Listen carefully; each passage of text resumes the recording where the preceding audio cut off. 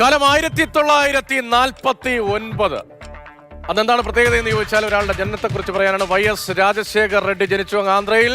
ഇന്ത്യയിൽ ഭാഷാടിസ്ഥാനത്തിൽ രൂപീകരിക്കപ്പെട്ട ആദ്യത്തെ സംസ്ഥാനത്ത് സ്വാതന്ത്ര്യത്തിന് 2 വർഷത്തിന് ശേഷം. അദ്ദേഹം പിന്നീട് കോൺഗ്രസിന്റെ വലിയ നേതാവായി. അതിന് മുൻപ് ഡോക്ടറായിരുന്നു. പാവങ്ങൾക്ക് വേണ്ടി വളരെ ചുരുങ്ങിയ ചിലവിലും സൗജന്യവുമായും ചികിത്സിച്ചു. യാത്ര എന്നൊരു സിനിമ അദ്ദേഹത്തിന്റെ പേരിലിറങ്ങി. അതിൽ മമ്മൂട്ടിയാണ് അഭിനയിച്ചതും. അദ്ദേഹത്തിന്റെ ജീവിത കഥയാകെ പറയുന്നുമുണ്ട്. 1989 രാജീവ് ഗാന്ധിയുടെ മരണത്തിന് മുൻപ് 89 കടപ്പയിൽ നിന്ന് അദ്ദേഹം ലോക്സഭയിലേക്ക് ജയിക്കുന്നു. 91 ജയിക്കുന്നു. 96 98 ഐക്യമുന്നണി സർക്കാരിന്റെ കാലത്തും അതിനുശേഷം പിന്നീട് BJP സർക്കാർ വരുന്ന 99 വിജയിക്കുന്നു ലോക്സഭയിലേക്ക്.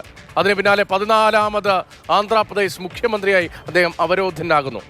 2009 2004 നിന്ന് 2009 എത്തുമ്പോൾ UPക്ക് ഭരണത്തുടർച്ച ഉണ്ടാകില്ല, ഇതാ 3ാം മുന്നണി വരാൻ പോകുന്നു എന്ന ദേശീയ തലത്തിലെ ചർച്ചകൾക്കിടയിൽ 2009 എണ്ണം പറഞ്ഞ സീറ്റുമായി സോണിയാഗാന്ധിക്ക് മുന്നിൽ, പാർട്ടി അധ്യക്ഷയ്ക്ക് മുന്നിലേക്ക് എത്തിയിട്ട് അദ്ദേഹം പറഞ്ഞു, ദാ മാഡം, ഞാൻ പറഞ്ഞ വാക്ക് പാലിച്ചിരിക്കുന്നു. ആന്ധ്രയിലെ ആ സീറ്റ് കൊണ്ടാണ് അന്ന് വീണ്ടും സർക്കാർ അധികാരത്തിലേക്ക് വന്നത്. അങ്ങനെ പ്രാപ്തനാക്കിയ അത് എങ്ങനെയാണ് YSRനെ ആന്ധ്രയിലെ ജനങ്ങൾ? അതിനൊരു കാരണമുണ്ട്. 1993 60ഓളം ദിവസം 11 ജില്ലകൾ പദയാത്ര, 1500 കിലോമീറ്ററിലധികം പദയാത്ര. ഇങ്ങനെ പദയാത്രകളുടെ ചരിത്രം എടുത്താൽ അനവധി പദയാത്രകൾ നടന്നിട്ടുണ്ട് നമ്മുടെ നാട്ടിൽ. കേരളത്തിലും അടക്കം കിലോമീറ്ററുകൾ വെയിലും മഴയും കൊണ്ടുമൊക്കെ അങ്ങനെ നടന്നവരൊക്കെ നേട്ടമുണ്ടാക്കിയിട്ടുമുണ്ട്.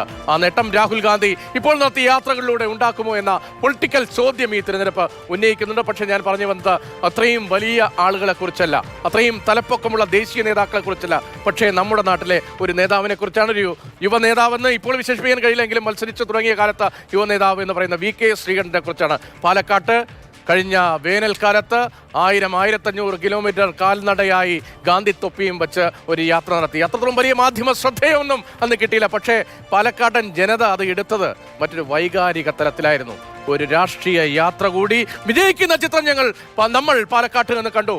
2019 ലോക്സഭാ തെരഞ്ഞെടുപ്പ് കാലത്ത് അന്ന് മുല്ലപ്പള്ളി രാമചന്ദ്രൻ KPC അധ്യക്ഷൻ, അദ്ദേഹമായി ഞാൻ നേരിട്ട് സംസാരിച്ചാണ്. പാലക്കാട്ട് ഒഴികെ ബാക്കി എല്ലായിടത്തും വിജയിക്കും എന്നതായിരുന്നു അദ്ദേഹത്തിന്റെ ആത്മവിശ്വാസം. ആ ചിത്രം നോക്കൂ.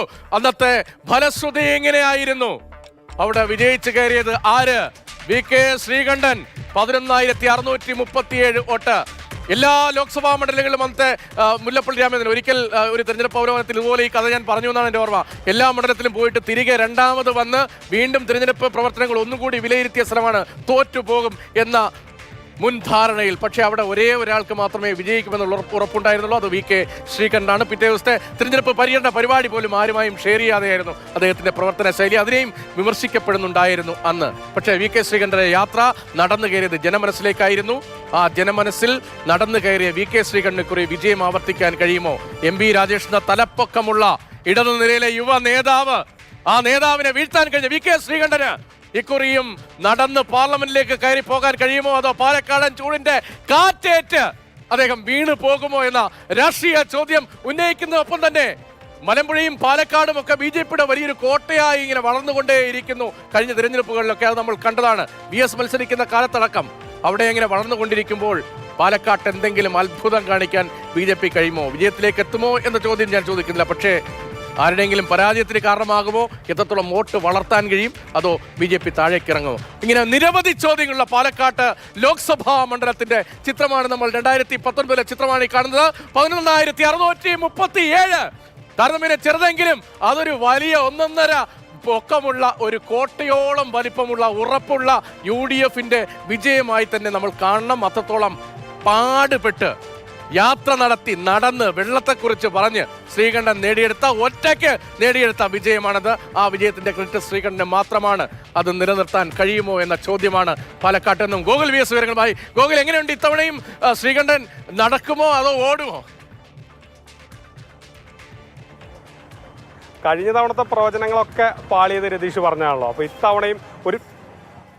ഇത്തവണയും എങ്ങനെയായിരിക്കും എന്നുള്ളത് ഒരു പിടുത്തവുമില്ലാത്ത രീതിയിലാണ് 3 മുന്നണികളും ഉള്ളത്. കാരണം ഇത്തവണ ഈ ബൂത്ത് തലത്തിലുള്ള വിലയിരുത്തലൊക്കെ കഴിഞ്ഞതിന് ശേഷം ഇരു മുന്നണികളും പരമാവധി അല്ലെങ്കിൽ ഒരു 30,000-ന് മുകളിലുള്ള ഒരു വിജയപ്രതീക്ഷ മാത്രമേ നൽകുന്നുള്ളൂ. അതിൻ്റെ അർത്ഥം ഇരു മുന്നണികളുടെയും ഇടനെഞ്ചിൽ വലിയ ടെൻഷനുണ്ട്.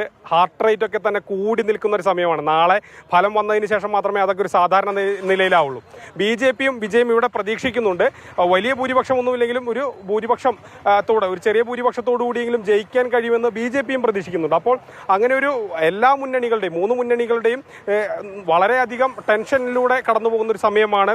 സ്വാഭാവികമായും ഇടതുകോട്ടയാണ് പാലക്കാട് എന്നാണ് വൈപ്പ്. അപ്പോൾ അത് തിരിച്ചു പിടിക്കണമെന്നുള്ള വലിയൊരു ആവേശം ചെറിയൊരു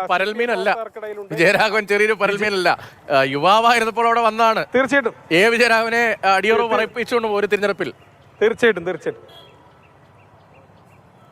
തീർച്ചയായിട്ടും വിജയരാഘവൻ ആ ഒരു കോൺഫിഡൻസ് വിജയരാഘവന് തുടക്കം മുതലുണ്ടായിരുന്നു. ആ പ്രചരണത്തിൽ ഉടനീളം നമ്മൾ കണ്ടതാണ്. കാരണം വിജയരാഘവൻ എന്ന് പറയുന്നത് പാലക്കാടുകാർക്ക് പ്രത്യേകിച്ച് പരിചയപ്പെടുത്തേണ്ടാത്ത ഒരാളാണ്. അതുകൊണ്ട് തന്നെ വിജയരാഘവൻ പാലക്കാട് മാത്രമല്ല കേരളത്തിൽ മുഴുവൻ ആർക്കും പരിചയപ്പെടുത്തേണ്ടാത്ത ആളാണ്. പക്ഷേ പാലക്കാട്ടിൽ അത്ര സുപരിചിതനാണ്. പല ഇടവഴികളടക്കം കൃത്യമായി ഓരോ സ്ഥലവും പ്രദേശവും ഈ മണ്ഡലത്തിൽ അറിയുന്ന ഒരാളാണ്. അപ്പോൾ വിജയരാഘവനെ വെച്ച് ഈ മണ്ഡലം തിരിച്ചു പിടിക്കുക എന്നുള്ള പ്രതീക്ഷയാണ് ഇടതുപക്ഷത്തിനുള്ളത്. ഇതൊരു ഇടതുപക്ഷ മണ്ഡലമാണ്. അതുകൊണ്ട് തന്നെ ഇടതുപക്ഷത്തിന് ഇതിന് മുൻപൊക്കെ ഇഷ്ടം പോലെ തവണ ഇങ്ങനെ ജയിക്കാൻ കഴിയുന്ന ഒരു മണ്ഡലമാണ്. അതുകൊണ്ട് തന്നെ അത്ര ടെൻഷൻ ഇടതുപക്ഷത്തിനെ സംബന്ധിച്ചിടത്തോളം ഇക്കുറി അത് സുഖമായി തന്നെ കിട്ടുമെന്നുള്ള പ്രതീക്ഷയിലാണ്.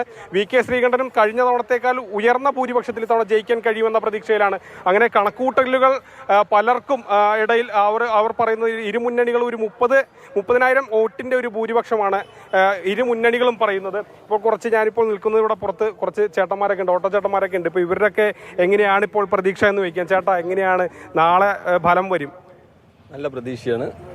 100% വിജയം VK ശ്രീകണ്ഠൻ ആവർത്തിക്കുന്നതാണ് ഞങ്ങളുടെ പ്രതീക്ഷ. ശ്രീകണ്ഠൻ ജയിക്കുന്നതാണ് പ്രതീക്ഷ. എക്സിറ്റ് പോളുകളൊക്കെ അട്ടിമറിച്ച് വരും, ശ്രീകണ്ഠൻ വരുന്നതാണ് ഞങ്ങളുടെ പ്രതീക്ഷ. ഒരു നിമിഷം ഗോകുലിലേക്ക് പ്രതികരണങ്ങൾ എടുക്കുക. പ്രതികരണങ്ങൾ നമുക്ക് കാണിക്കാം. നമുക്ക് അനിവാര്യമായ ഒരു ഇടവേളയിലേക്ക് പോകേണ്ടതുള്ളത് കൊണ്ടാണ് അവരുമായി സംസാരിക്കുക. ആ രാഷ്ട്രീയ ചിത്രം നമുക്ക് പ്രേക്ഷകരിലേക്ക് എത്തിക്കാം.